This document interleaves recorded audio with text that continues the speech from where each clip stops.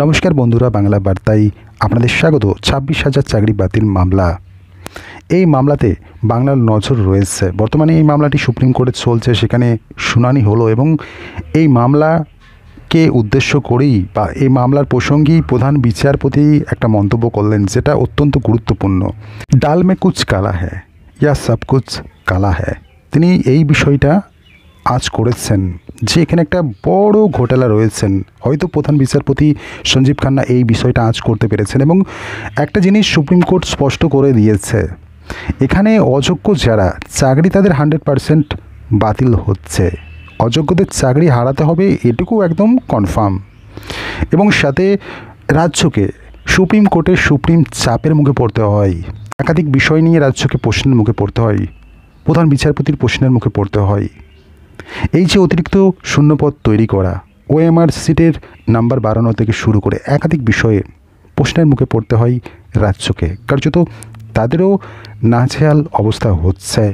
বিগত দিনে আমরা দেখেছি, যখন ডিওয়াই চন্দ্রচূড়ের অধীনে এই মামলা চলছিল, তিনি তো অবসর নিয়েছেন এবং নতুন প্রধান বিচারপতি হিসাবে শপথ গ্রহণ করেছেন সুপ্রিম কোর্টে সঞ্জীব খান্না।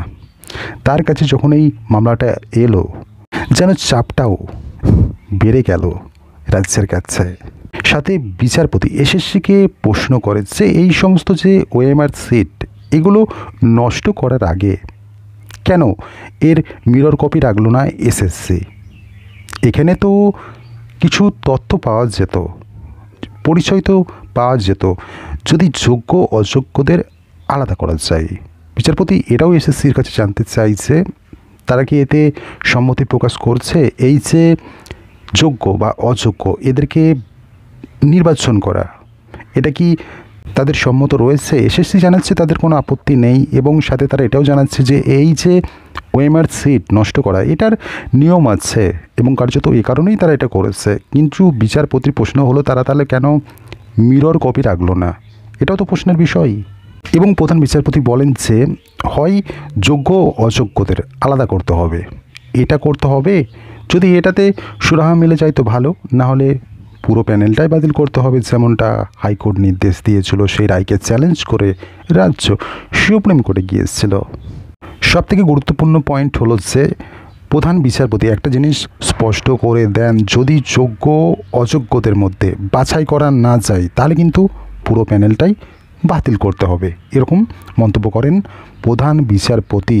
এবং সাথে এই পুরো প্যানেলটার মধ্যে একটা ঘোটালা রয়েছে, সেই জিনিসটাই লক্ষ্য করেছেন বা সন্দেহ প্রকাশ করেছেন প্রধান বিচারপতি। এই মামলার শুনানি আপাতত 2025 সালের জানুয়ারি মাসে রয়েছে।